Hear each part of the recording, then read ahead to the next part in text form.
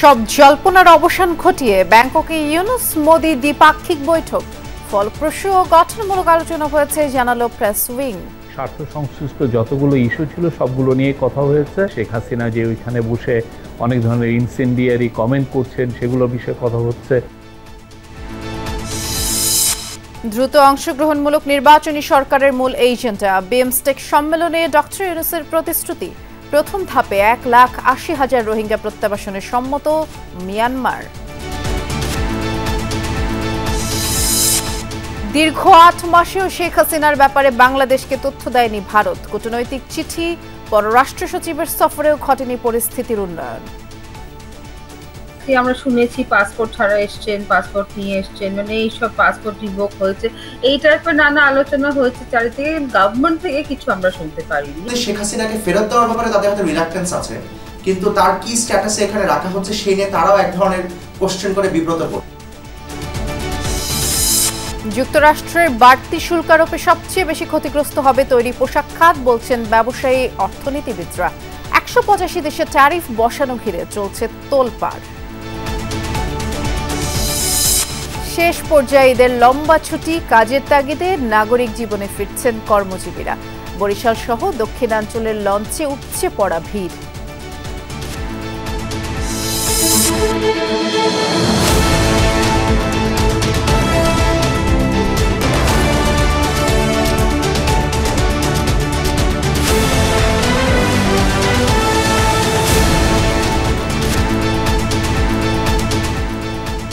শুভেচ্ছা সন্ধ্যার বাংলাদেশের সবাইকে আমন্ত্রণ জানাচ্ছি। নুসরাত বৃষ্টির সাথে আছি।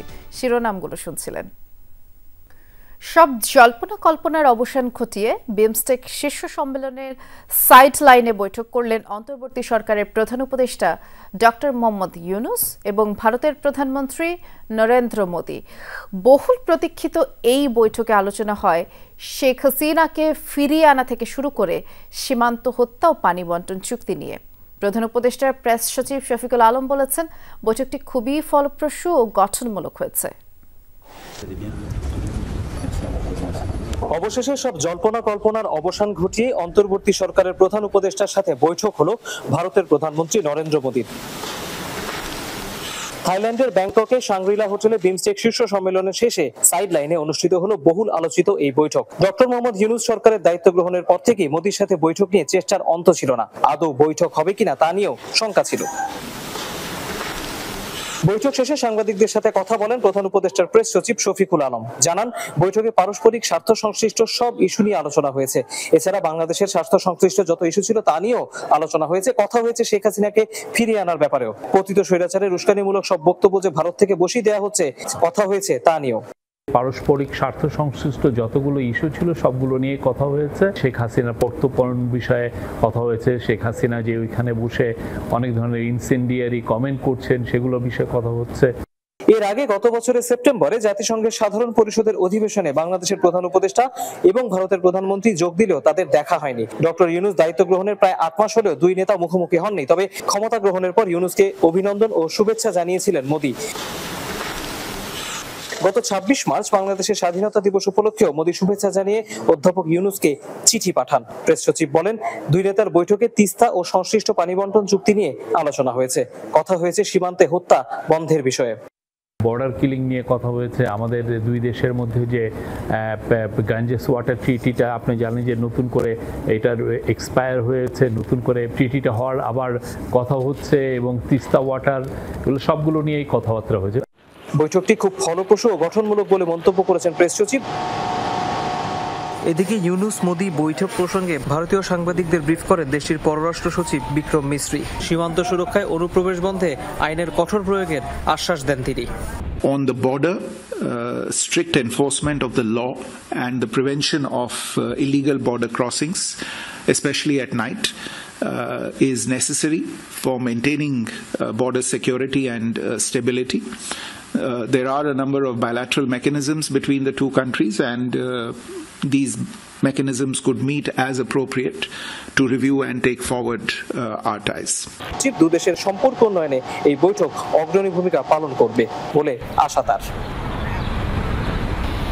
5ই আগস্ট ছাত্র জনতার গণ অভ্যুত্থানের 8 মাসের মাথায় প্রথম বৈঠকে বসলেন বাংলাদেশের অন্তর্বর্তী সরকারের প্রধান উপদেষ্টা ও ভারতের প্রধানমন্ত্রী। এর ফলে হয়তো দুই দেশের সম্পর্কের যে সম্পূর্ণ বরফ সেটি পুরোপুরি গলবে না, কিন্তু এই দুই নেতার বিমস্টেকের মতো আয়োজনের সাইডলাইনে এমন বৈঠক আগামীতে যে কোনো ধরনের টানাপোড়েনের সমাধানে কর্মকর্তাদেরকে আসলে নতুন এক ধরনের কৌশল দিবে, সেটি এখন আশা করতেই পারে সব পক্ষ। Touhid Hossain, Jamuna news, Bangkok, Thailand. দক্ষিণ এশিয়ার অর্থনৈতিক সম্ভাবনাকে দক্ষিণ পূর্বে আরও ছড়িয়ে দেওয়া সম্ভব, আর সেজন্য বিমস্টেকের সদস্যদের একসাথে কাজ করার আহ্বান জানিয়েছেন প্রধান উপদেষ্টা ডক্টর মোহাম্মদ ইউনূস। সকালে বিমস্টেক শীর্ষ সম্মেলনে তিনি বক্তব্য রাখেন, জানান প্রয়োজনীয় সংস্কার শেষে দ্রুত নির্বাচন আয়োজনই সরকারের মূল লক্ষ্য। পরে থাইল্যান্ডের প্রধানমন্ত্রী ব্যাংকক ভিশন 2030 ঘোষণা দেন। বিমস্টেক সম্মেলনের সমাপনী দিনে একাধিক গুরুত্বপূর্ণ কর্মসূচি ছিল প্রধান উপদেষ্টা অধ্যাপক মোহাম্মদ ইউনূসের। এই দিন সকাল থেকে তিনি বেশ কয়েকটি অফিসিয়াল সেশনে অংশ নেন। পরে সম্মেলনের শেষ দিনের বক্তব্যে ডক্টর ইউনূস দক্ষিণ এশিয়ার সম্ভাবনার দিকটি তুলে ধরেন। বলেন, সমুদ্র পরিবহন সহযোগিতা চুক্তি একাধিক ভূমি বেষ্টিত দেশ ও ভারতের 7 সিস্টার্সের সাথে যোগাযোগ ও বাণিজ্য বৃদ্ধিতে সাহায্য করবে। তিনি আরো বলেন, অন্তর্বর্তী সরকারের প্রধান লক্ষ্য হল দ্রুত জাতীয় নির্বাচন আয়োজন। রোহিঙ্গা সংকট নিয়ে তিনি বিমস্টেককে আরো কার্যকর ভূমিকা পালনের আহ্বান জানান। তার মতে, এই সংকটের সমাধান না হলে পুরো অঞ্চলে হুমকি বাড়বে। এর আগে বিমস্টেক সম্মেলনে দক্ষিণ ও দক্ষিণ পূর্ব এশিয়ার দেশগুলোর মধ্যে সহযোগিতা বাড়ানোর আলোচনা হয়। শুধু অর্থনীতি না, রাজনৈতিক প্ল্যাটফর্ম হিসেবেও সংস্থাটিকে আরো কার্যকর ভূমিকা পালনের আহ্বান জানান নেতারা। পরে ব্রিফিংয়ে থাইল্যান্ডের প্রধানমন্ত্রী ব্যাংকক ভিশন 2030 ঘোষণা দেন। The 6th BIMSTEC Summit Declaration, which reaffirms our commitment towards BIMSTEC and the BIMSTEC Bangkok Vision 2030. সম্মেলন শেষে বাংলাদেশকে বিমস্টেকের নতুন চেয়ারম্যান মনোনয়ন দেওয়া হয়। তার মানে 2 বছর পর বিমস্টেকের 7ম সম্মেলন আয়োজন হবে রাজধানী ঢাকায়। Handing over of BIMSTEC chairmanship and agenda item 12, remarks by the chief advisor of the government of the People's Republic of Bangladesh. I accept this responsibility knowing fully well that the leaders of the BIMSTEC nations repose their full confidence on Bangladesh. বিমস্টেকে আয়োজন এবার যে কোনো সময় তুলনায় সফল বলা হচ্ছে, এবং এই আয়োজনের সফলতাকে পুঁজি করে অন্যান্য যেসব আঞ্চলিক এবং উপ আঞ্চলিক জোটগুলো রয়েছে সেখান থেকে তারাও যদি শিক্ষা নেয় এবং বিমস্টেকের মতো একটি সংগঠনকে যদি আগামীতে 28 বছরে যেটি সম্ভব হয়নি সেটি যদি আগামীতে আরেকটু কার্যকর অর্থনৈতিক এবং রাজনৈতিক প্ল্যাটফর্ম হিসেবে এটিকে ব্যবহার করার নিশ্চয়তা তৈরি করা যায়, তাহলেই আসলে এই আয়োজন সফল বলে ধরে নেওয়া যাবে। Tauhid Hossain, Jamuna news, Bangkok, Thailand.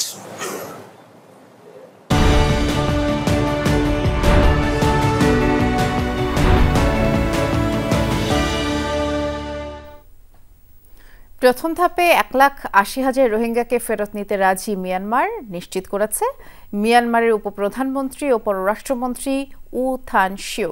বাংলাদেশে আশ্রয় নেওয়া 8 লাখ রোহিঙ্গার একটি তালিকা থেকে 1,80,000 রোহিঙ্গাকে মিয়ানমারের প্রত্যাবাসনের জন্য উপযুক্ত হিসেবে শনাক্ত করেছে দেশটি। আরও 70,000 রোহিঙ্গার চূড়ান্ত যাচাই এখনও বাকি, যাদের ছবি ও নাম পর্যালোচনায় অপেক্ষায় রয়েছে বলে জানান তারা। এই তথ্য শুক্রবার ব্যাংককে অনুষ্ঠিত 6ষ্ঠ বিমস্টেক সম্মেলনের ফাঁকে বাংলাদেশের প্রধান উপদেষ্টার উচ্চ প্রতিনিধি ডক্টর খলিলুর রহমানকে মিয়ানমারের উপপ্রধানমন্ত্রী ও পররাষ্ট্রমন্ত্রী উ থান শিউ জানিয়েছেন। আর মিয়ানমারের পক্ষ থেকে আরও জানানো হয়েছে বাকি 5,50,000 রোহিঙ্গার যাচাই দ্রুততার সাথেই সম্পন্ন করা হবে। এই বৈঠকে ডক্টর খলিলুর রহমান মিয়ানমারের ভূমিকম্পে নিহতদের প্রতি সমবেদনা জানান এবং জানান যে বাংলাদেশ বিপর্যস্ত জনগণের জন্য অতিরিক্ত মানবিক সহায়তা পাঠাতে প্রস্তুত। এদিকে রোহিঙ্গাদের নিরাপদ ও টেকসই প্রত্যাবর্তন নিশ্চিত করতে নেইপিদের প্রতি আহ্বান জানিয়েছে জাতিসংঘ মহাসচিব অ্যান্টোনিও গুতেরেস। স্থানীয় সময় বৃহস্পতিবার দেয়া বিবৃতিতে গুতেরেস বলেছেন, মিয়ানমারের নৃশংস সংঘাতের অবসানের কোনো বিকল্প নেই। মিয়ানমারের নৃশংস সংঘাতের অবসান ঘটাতে ঐক্যবদ্ধ হওয়ারও সময় এসেছে। এই সংকট সমাধানে অবশ্যই বাংলাদেশ থেকে রোহিঙ্গাদের নিরাপদ, মর্যাদাপূর্ণ এবং টেকসই প্রত্যাবর্তনের পথকে নিশ্চিত করতে হবে। গেল মাসে আমি বাংলাদেশের রোহিঙ্গা ক্যাম্পে সফর করেছি। অবশ্যই মিয়ানমার জুড়ে সহিংসতা এবং মানবাধিকার লঙ্ঘনের অবসান ঘটাতে হবে।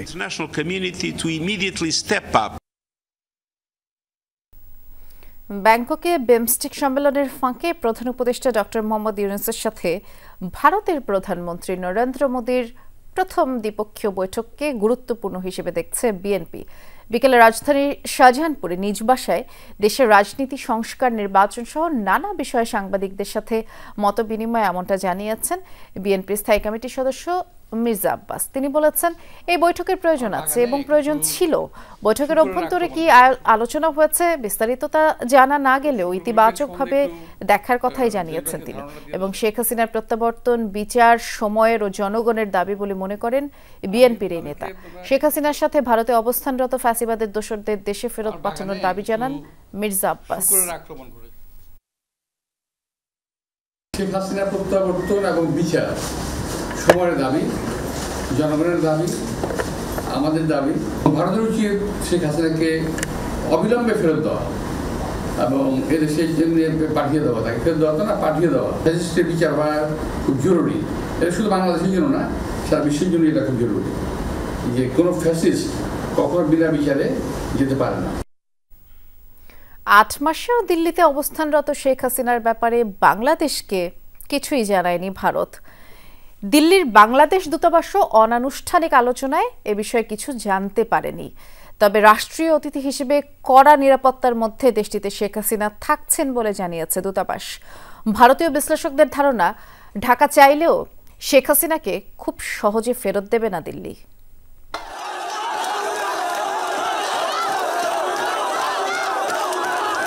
5 আগস্ট 2024 ছাত্র জনতার গণ অভ্যুত্থানে এই গণভবন ছেড়ে ভারত চলে যান সে সময়ের প্রধানমন্ত্রী শেখ হাসিনা। সেই থেকে প্রতিবেশী দেশটিতেই তার অবস্থান। 14 অক্টোবর প্রজ্ঞাপন জারি করে পুনর্গঠন করা হয় আন্তর্জাতিক অপরাধ ট্রাইব্যুনাল, নিয়োগ দেওয়া হয় বিচারপতি। এর মধ্য দিয়ে শুরু হয় শেখ হাসিনার বিচার কাজ।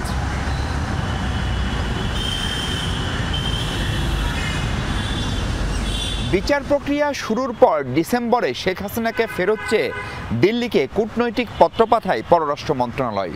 অবশ্য তার আগে ঢাকা সফর করে গেছেন ভারতের পররাষ্ট্র সচিব বিক্রম মিস্ত্রি। তখনও দিল্লিতে অবস্থানরত শেখ হাসিনাকে ফেরানোর অনুরোধ জানায় বাংলাদেশ।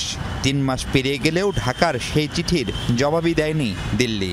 আমাকে গাড়িতে একজন বলেছিল যে একটা পার্টিকুলার জায়গা দেখে নদী পার্কের আশেপাশে, যেখানে তোমাদের ফর্মার প্রাইম মিনিস্টার আছে। বাট এখন ওনাদের সাথে অফিসিয়ালি কথা বললে তারা এই বিষয়ে একেবারে মুখ খুলে কিছু বলছে না। ইভেন আনঅফিসিয়ালিও ধরেন যদি জিজ্ঞেস করি যে এই ব্যাপারে আপনাদের মনোভাব কি বা আপনাদের গভর্নমেন্টের মনোভাব কি, সে ব্যাপারে পুরোপুরিভাবে খোলাসা করে কিছু বলছে না। ইউনানিমাসলি শেখ হাসিনাকে ফেরত দেওয়ার ব্যাপারে তাদের হয়তো রিলাক্টেন্স আছে, কিন্তু তার কি স্ট্যাটাসে এখানে রাখা হচ্ছে সেই নিয়ে তারাও এক ধরনের কোশ্চেন করে বিব্রত করছে যে ওনাকে এখানে যথেষ্ট হাই সিকিউরিটিতে রাখা হয়েছে, যে ওদের বলে জেড ক্যাটাগরি। 17 অক্টোবর নিয়মিত ব্রিফিংয়ে দিল্লি জানায় রাষ্ট্রীয় অতিথি হিসেবে ভারতেই থাকবেন Sheikh Hasina. She had come here at a short notice for safety reasons and she continues to be. প্রশ্ন হলো, কোন স্ট্যাটাসে ভারতের কোথায় থাকছেন আওয়ামী লীগ প্রধান? আমরাও ঠিক জানি না এক্স্যাক্টলি। আমরা শুনেছি পাসপোর্ট ছাড়া এসছেন, পাসপোর্ট নিয়ে এসছেন, মানে এইসব পাসপোর্ট রিভোক হয়েছে, এই টাইপের নানা আলোচনা হয়েছে চারিদিকে। গভর্নমেন্ট থেকে কিছু আমরা শুনতে পারিনি, সো সত্যি জানি না। বাংলাদেশ যদি ইন্টারন্যাশনাল কোর্ট অফ জাস্টিস বা ওরকম কোন ইন্টারন্যাশনাল ট্রিবিউনালের কাছে যায়, তখন সিচুয়েশনটা কি দাঁড়াবে। কিন্তু এখন অবধি আমার যতদূর ধারণা বা আমি মনে করি, আমার মনে হয় না এক্সট্রাডিশন চেয়েছে বলেই সেটা আমরা ওরকম ভাবে রিকোয়েস্টটা মেনে নেবো আর ওনাকে এক্সট্রাডিট করবো, আমার সেটা মনে হয়। তাই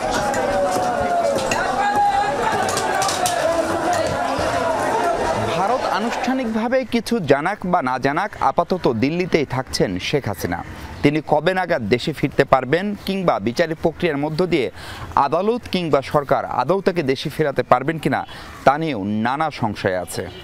মাহফুজ মিশু, যমুনা নিউজ, ঢাকা। ডক্টর ইউনূস নরেন্দ্র মোদীর এই বৈঠককে ইতিবাচক দেখছেন রাজনৈতিক বিশ্লেষকরা। ভূ রাজনৈতিক বিশ্লেষক আলতাফ পারভেজ মনে করেন, চীন সফরের পর মোদীর সঙ্গে বৈঠকের মাধ্যমে বার্তা দেয়া হলো যে বাংলাদেশ ভারসাম্যপূর্ণ বিদেশ নীতি চায়। বহির্বিশ্বের জন্য এই বার্তাটিও খুবই গুরুত্বপূর্ণ বলে মন্তব্য করেন তিনি। আরেকজন বিশ্লেষক শাহাব এনাম খান বলেছেন, ভবিষ্যতে বাংলাদেশের সাথে ভারতের সম্পর্কের গতি প্রকৃতি এই বৈঠকের মাধ্যমেই নির্ধারিত হবে। বাকিটা জানাবেন সহকর্মী শাকিল হাসান। বাংলাদেশে ৫ আগস্টের সরকার পতনের পর থেকেই ভারতের সঙ্গে বেশ শীতল সম্পর্ক। বিমস্টেকে ইউনূস মোদীর দ্বিপাক্ষিক বৈঠক নিয়ে জল্পনা কল্পনা চলছিল কয়েকদিন ধরেই। অবশেষে তা সম্পন্ন হলো উষ্ণ পরিবেশে। বিষয়টিকে ইতিবাচক হিসেবে দেখছেন রাজনৈতিক বিশ্লেষকরা। ভারতের দিকে হেলে পড়ে থাকবো না, গত 15 বছর যেটা হয়েছে, কিন্তু তাদের সঙ্গে একটা সুস্থ, স্বাভাবিক এবং প্রয়োজনীয় সম্পর্ক আমাদের লাগবে, যেটা উইন উইন। তারাও জিতবে, আমরাও জিতবো। ইউনূস সাহেব চীন গিয়েছেন, পরের সপ্তাহে ভারতের প্রধানমন্ত্রীর সাথে বৈঠক করলেন। এতে একটা বার্তা দেওয়া হলো যে বাংলাদেশ একটা ভারসাম্যপূর্ণ বিদেশ নীতি চায়, পররাষ্ট্রনীতি চায়। এই বার্তাটাও বহির্বিশ্বের জন্য খুব গুরুত্বপূর্ণ। ভবিষ্যতে বাংলাদেশের সাথে ভারতের সম্পর্কের গতি প্রকৃতিও এখান থেকেই নিরূপিত হবে। সুতরাং সেই দিক থেকে দেখলেও এটা গুরুত্বপূর্ণ। এছাড়া দুই দেশের মধ্যে বাংলাদেশের রাজনৈতিক ভবিষ্যৎ নিয়েও একটু আলোচনা হয়েছে। ভারত দেখতে চাচ্ছে একটা ইনক্লুসিভ ইলেকশন, পক্ষান্তরে বাংলাদেশের দিক থেকে পার্টিসিপেটরি কথা বলা হয়েছে। দুজন বিশ্লেষকই মনে করেন, বিমস্টেকের এবারের সম্মেলনে বাংলাদেশ গুরুত্ব পেয়েছে, আর আগামী সভাপতি পদে নির্বাচিত হওয়ায় বাংলাদেশ দক্ষিণ পূর্ব এশিয়ায় গুরুত্ব আরো বাড়বে বলে মনে করেন তারা। চেয়ারম্যানশিপটার মাধ্যমে বাংলাদেশের যে ইন্টারেস্টগুলি আছে, সেটা আঞ্চলিক ইন্টারেস্ট হোক, বাইল্যাটারাল, মাল্টিল্যাটারাল ইন্টারেস্ট হোক, এগুলিকে বাস্তবায়ন করা। তবে এটাও আমাদেরকে মনে রাখতে হবে যে বিমস্টেক অনেক ক্ষেত্রেই সক্ষমতার অভাব এক্সপোজ করে। এটার মূল কারণটাই হলো যে বড় রাষ্ট্রগুলি অনেক ক্ষেত্রেই আগ্রহী হন না। বাংলাদেশের এই অঞ্চলে গুরুত্বটা বেড়েছে, সেটা মিয়ানমার সংকটের কারণেই বেড়েছে। ফলে বাংলাদেশের এখন আমি বলবো, আমার ব্যক্তিগত মত হলো জোর দেওয়া উচিত এই মুহূর্তে, যেহেতু ভারতের সাথে একটা দ্বিপাক্ষিক বৈঠক হয়েছে, সার্ককে কিভাবে, সাউথ এশিয়ান যে জোট আমাদের, সেইটাকে কিভাবে আবার পুনরুজ্জীবিত করা যায়। দুই বিশ্লেষকই মনে করেন, আবেগের জায়গা থেকে এই বৈঠকের মাধ্যমে ভারত বাংলাদেশ সম্পর্ক বাস্তবে এলো। শাকিল হাসান, যমুনা নিউজ, ঢাকা। নির্বাচন ঘিরে রেখে দল গোছানোর কাজ জোরেশোরে শুরু হয়েছে। জেলা উপজেলায় দ্রুত সময়ের মধ্যে কমিটি সহ 300 আসনে প্রার্থী দিতে কাজ করছে এনসিপি, এমনটা জানিয়েছেন দলটির উত্তরাঞ্চলের মুখ্য সংগঠক সার্জিস আলম। দুপুরে রংপুর কেরামতিয়া জামে মসজিদে জুমার নামাজ শেষে সাংবাদিকদের সাথে তিনি কথা বলেন, শুধু ভারত নয়, সমতা ও শ্রদ্ধার ভিত্তিতে সকল দেশের সাথে সম্পর্ক থাকলে সামনের দিকে এগিয়ে যাবে দেশ। আর এ সময় বৈষম্য বিরোধী আন্দোলনের জেলা ও মহানগরের নেতাকর্মীরাও উপস্থিত ছিলেন।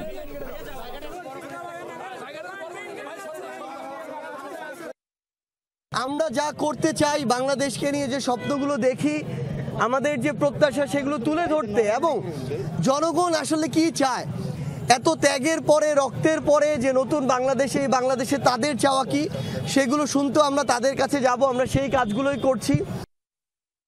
ঈদের ছুটি কাটিয়ে ঢাকায় ফিরছে মানুষ।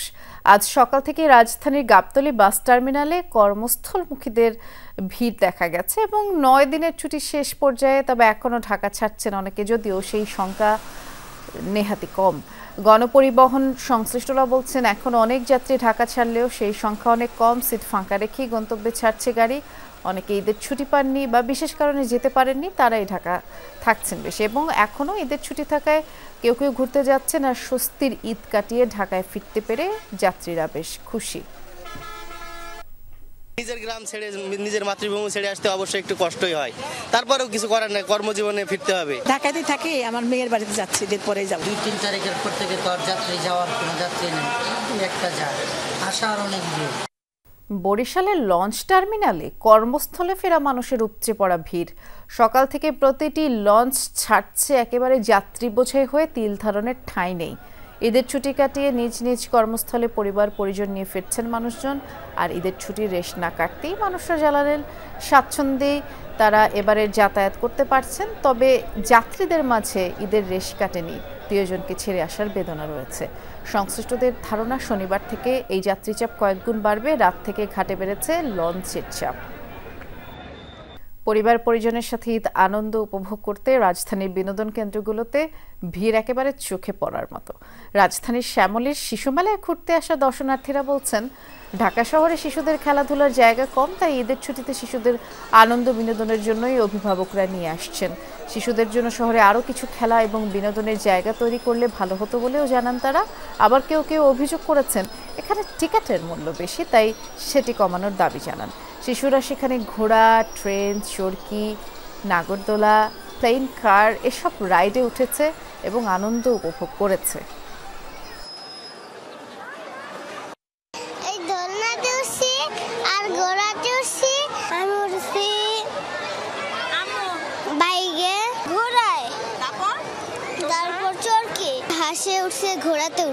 ঈদের তো আনন্দটা তো এমনিতেই মানে এক্সেপশনাল। তাছাড়া দেখা যায় আত্মীয়র বাড়িতে যাওয়া হয়, বাচ্চাদের নিয়ে এদিক ওদিক ঘোরা।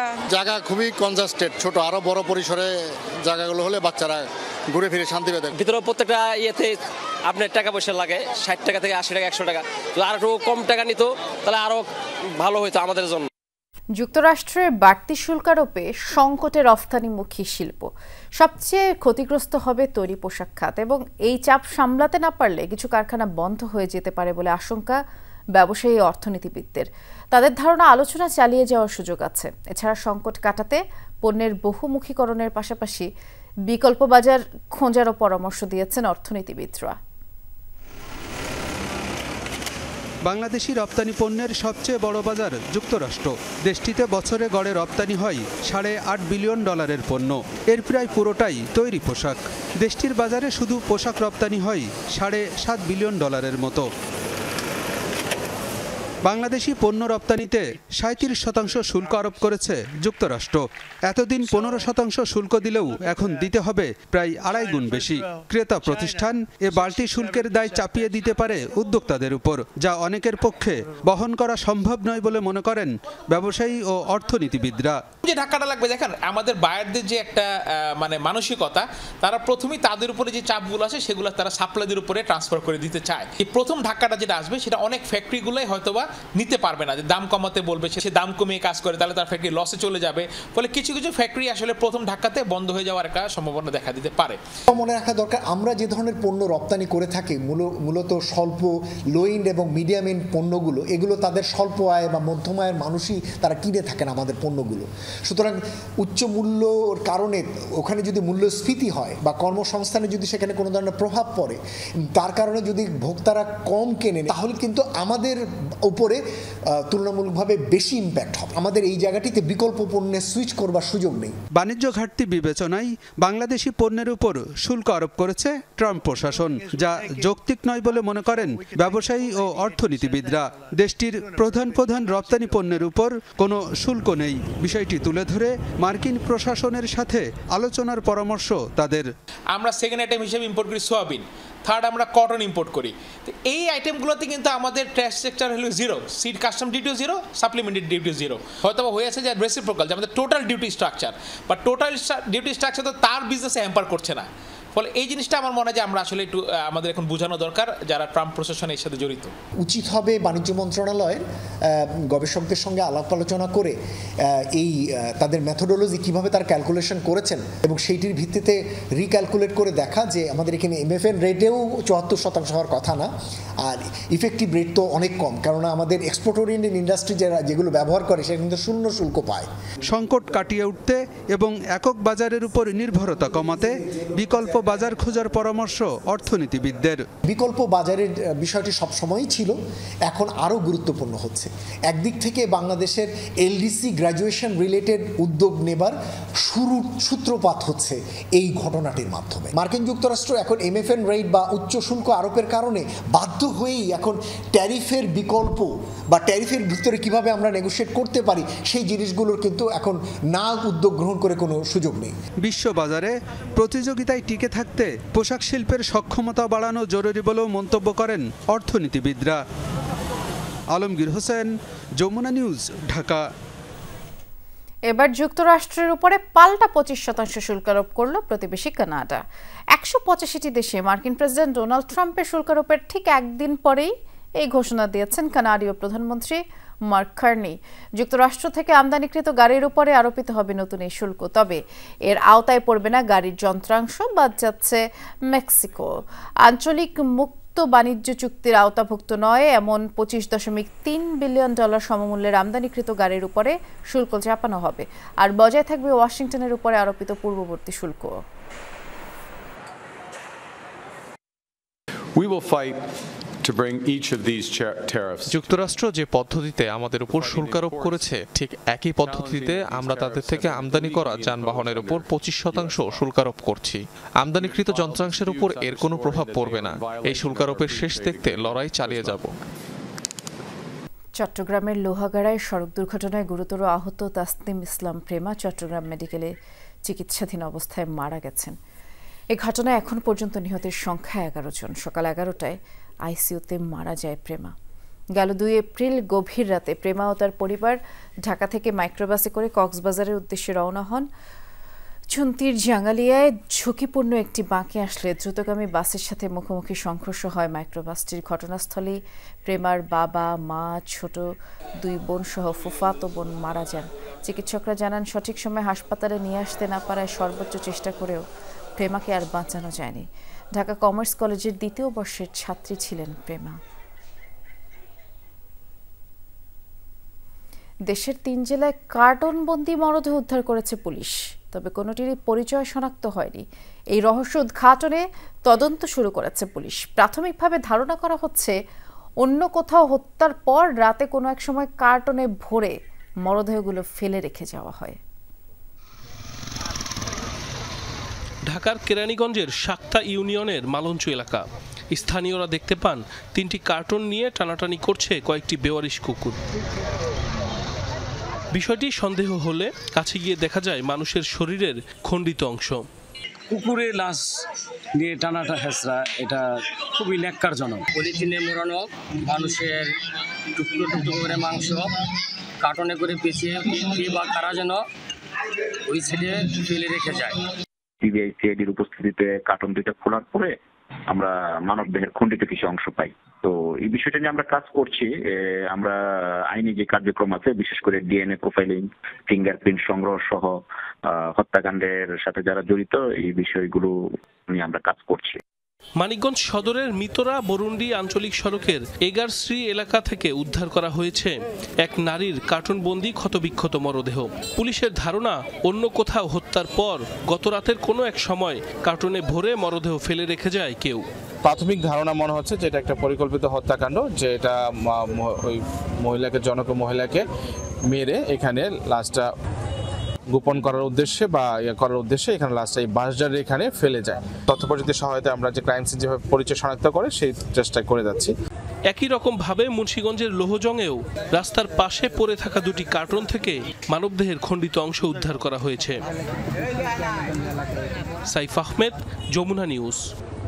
ভাঙনের 4 দিন পর সাতক্ষীরার খোলপেটুয়া নদীর ভাঙা বাঁধের পাশে বিকল্প রিং বাঁধ দিয়ে লোকালয়ে পানি প্রবেশ বন্ধ করা হয়েছে।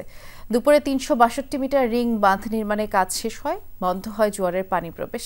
আর এখন রিং বাঁধের উপরে জিওটিওপে বালু দিয়ে সেটি উঁচু করার কাজ করছে পানি উন্নয়ন বোর্ড। স্থানীয়রা জানায়, ঈদের দিন জোয়ারের তোরে বেছট এলাকায় খোলপেটুয়া নদীর বেড়ি বাঁধের 200 ফুট অংশে ভাঙন দেখা দেয়, আর পানির তোরে ধসে পড়ে মাটির ঘরবাড়ি, তলিয়ে যায় মাছের ঘের, কৃষি জমি। ক্ষতিগ্রস্ত হয় আনুলিয়া ইউনিয়নের অন্তত 11টি গ্রাম। পানি নেমে যাওয়ার পর ক্ষয়ক্ষতির চিত্র স্পষ্ট হচ্ছে। আর বাঁধ মেরামতে সহযোগিতা করছেন সেনা সদস্যরা। দুর্গত এলাকায় ত্রাণ ও চিকিৎসা সেবাও দিয়েছে কোস্টগার্ড, নৌবাহিনী। এটা অস্থায়ীভাবে একটা ব্যবস্থা করা, এটা ডেভেলপ হবে এবং এখানে পরবর্তীতে ওয়ার্ল্ড ব্যাংকের আমাদের একটা প্রকল্প হাতে নেওয়া হচ্ছে, 10টা পোল্ডার মিলে একটা রিহ্যাবিলিটেশন প্রজেক্ট হচ্ছে। সেই প্রজেক্টের আওতায় এখানে আমরা তখন সাস্টেনেবল বাঁধ নির্মাণ করতে সক্ষম হবো আশা করছি। বাংলাদেশের দুর্নীতি দমন কমিশন এবং থাইল্যান্ডের ন্যাশনাল অ্যান্টি করাপশন কমিশন দুর্নীতি প্রতিরোধ এবং মোকাবেলায় আন্তর্জাতিক সহযোগিতা জোরদারের লক্ষ্যে সমঝোতা স্মারক সই করেছে। শুক্রবার দুদক চেয়ারম্যান ডক্টর মোহাম্মদ আব্দুল মোমেন এবং এনএসইসি প্রেসিডেন্ট সুচার্থ থ্রাকুল কাসিম সুক নিজ নিজ সংস্থার পক্ষে সমঝোতা স্মারকে স্বাক্ষর করেন।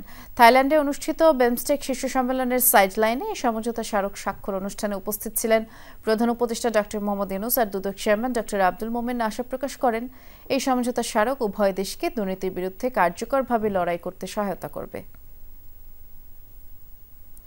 গাজার 3টি স্কুলে ভয়াবহ ইসরায়েলি হামলায় কমপক্ষে 33 জন নিহত হয়েছে, যার মধ্যে 18 জনই শিশু। এসব হামলায় আহত হয়েছে আরও শতাধিক ফিলিস্তিনি। স্থানীয় সময় বৃহস্পতিবার এসব হামলা চালানো হয়। কর্তৃপক্ষ জানায় গাজা সিটির তুফা এলাকায় অবস্থিত স্কুল 3টি আশ্রয়কেন্দ্র হিসেবেই ব্যবহার হচ্ছিল। এর মধ্যে দার আল আরকাম নামের একটি স্কুলেই অন্তত 4টি ক্ষেপণাস্ত্র ছোড়া হয়। এদিকে বৃহস্পতিবার গাজা জুড়ে ইসরায়েলি তাণ্ডবে নারী শিশুসহ কমপক্ষে 112 ফিলিস্তিনির মৃত্যু হয়েছে, যার মধ্যে 71 জনের প্রাণ গেছে গাজা সিটিতে। এ ছিল আজকের সন্ধ্যার বাংলাদেশের আয়োজনে। সাথে থাকার জন্য ধন্যবাদ। নিরাপদে থাকবেন।